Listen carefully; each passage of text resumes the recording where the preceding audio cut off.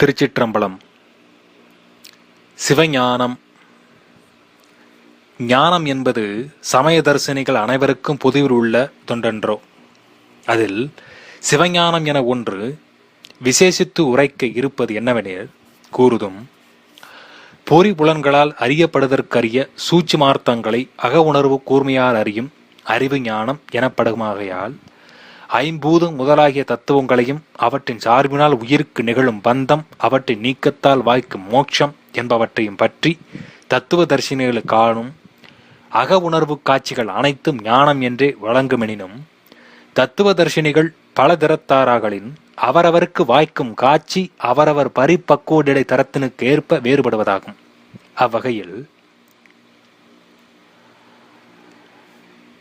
தேக இந்திரியங்களை பற்றிய அறிவு காட்சியை ஞானம் என்பாரும், அதற்கப்பால் புத்தி தத்துவத்தை அறியும் அறிவு காட்சியை ஞானம் என்பாரும், அதற்கப்பால் குண தத்துவத்தை அறியும் அறிவு காட்சியை ஞானம் என்பாரும், அதற்கப்பால் புருடன் என்ற தத்துவத்தை அறியும் அறிவு காட்சியை ஞானம் என்பாரும், அப்புருடனையும் பிரகிருதியையும் பிரித்தறியும் அறிவு காட்சியை ஞானம் என்பாரும், அப்புருடனே பிரம்மமாக காணும் காட்சியை ஞானம் என்பாரும், ஆத்மாவே பிரம்மம் என காணும் காட்சியை ஞானம் என்பாரும், காண்பான் காட்சி காட்சி பொருள் வேறுபாடுகளை கற்பனை செய்து காணும் அறிவு காட்சி ஞானம் என்பாருமாக அவர் அவர் ஞான காட்சி இயல்பு வேறுபடுவதும் அதற்கு ஏய உலகாயத ஞானம், பௌத்த ஞானம், சமண ஞானம், சாங்கிய ஞானம், விவேக ஞானம், மாயாவாத ஞானம், ஏகான்மவாத ஞானம், சங்கற்பன ஞானம் முதலாக ஞானம் பல்வேறு நிலைகளில் கண்டுரைக்கப்படுவதும் பிரசித்தமாம்.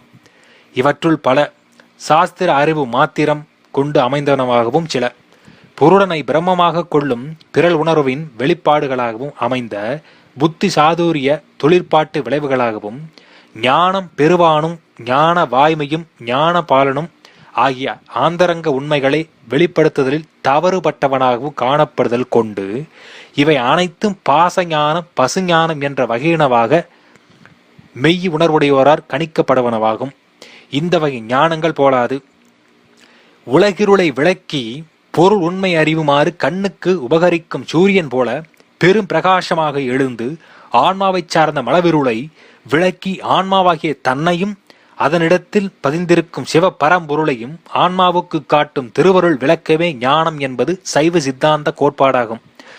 இந்த ஞானம் சிவனால் வழங்கப்பட்டு சிவனையே அறிவிக்க வல்ல ஞானமாதலில் சிவஞானம் என்றும், சிவனருளே அதுவாதலில் பரஞானம் என்றும், அருளென மதுவும் அடியன மதுவும் அருந்திடிற் சிற்குண நிறைவு என்ப ஆதலின் அந்த பரஞானம் என்பதுதானே திருவடி ஞானம் என்றும், அது மற்ற ஞானம் அனைத்தினுக்கும் மேலாய் நிற்பதாலில் பரஞானம் என்றும், அதே ஞானமே பரமுத்தியாகிய திரு அளிப்பதாதலால் திருஞானம் என்று வழங்குவதாகும்.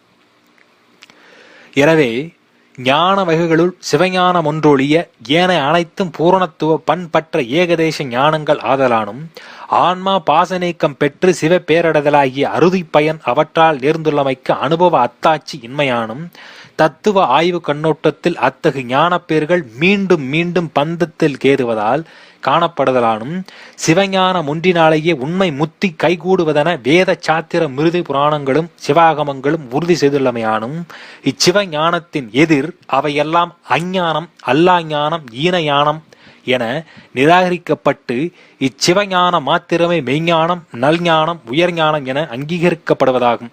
அது சிவஞான சித்தியாரில் ஞானத்தால் வீடன்றே நான்மறைகள் புராண நல் ஆகமம் சொல்ல அல்லவாம் என்னும் ஊனத்தார் என்கடவர் அஞ்ஞானத்தால் உருவதுதான் பந்தமுயர் மெய்ஞானந்தான் ஆனத்தால் இருள் போவதலர் கதிர் முன்னிருள் போல் அஞ்ஞான விடப்பந்த மறுமுத்தியாகும் ஈனத்தார் ஞானங்கள் அல்லா ஞானம் இறைவனடி ஞானமே ஞானம் என்பர் எனவும், பரஞானத்தார் பரனை தரிசித்தோர் பரமே பார்த்திருப்பர் பதார்த்தங்கள் பாரார் பார்க்க வருஞானம் பழஞானம் அஞ்ஞான விகற்பம் வாச்சிய வாசக ஞானம் வைந்தவத்தின் களங்கம் தருஞானம் போகஞான திருஞான ஞேயம் தங்கிய ஞானச்சங்கற்பனை ஞானமாகும்.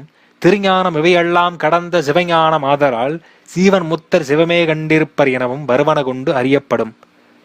ஆகவே பல சமயங்களும் பல இயக்கங்களும் கூறும் ஞானங்கள் இவை அனைத்துமே அந்தந்த உயிர்களுக்கு தக்கப்படி அந்தந்த பிறப்பில் கொடுக்கப்படும் ஞானமே ஆகும். இந்த உயிர்கள் அனைத்தும் இந்த ஞானங்களை கற்றுக்கொண்டு இவை அனைத்துமே பாசஞானம் பசுஞானம் என்றே நம்ம அருளந்தி சிவாச்சாரியான் கூறியுள்ளார். ஆகவே இந்த உயிர்கள் அனைத்தும், அனைத்து மதங்களில் உள்ள உயிர்களும் இந்த ஞானங்களை கற்றுக்கொண்டு முடிவாக அந்த திருவடி வரும்பொழுது அது சைவ சித்தாந்தத்தை ஒழிய வேறு எங்கும் போகாது. அந்த உயிர் அங்குதான் வர வேண்டும். அந்த மிகப்பெரிய சைவம், உச்சமயமான 6 சைவத்திலையும் முதல் சமயமான சைவ சித்தாந்தம், அந்த சைவ சித்தாந்தம் மெய்கண்டார் வழி நம்ம போவது, திருஞான சம்பந்த மூர்த்தி நாயன்மார்கள் போற வழி நாம் போவது. திருச்சிற்றம்பலம், தில்லையம்பலம், சிற்சபேசா, சிவசிதம்பரம்.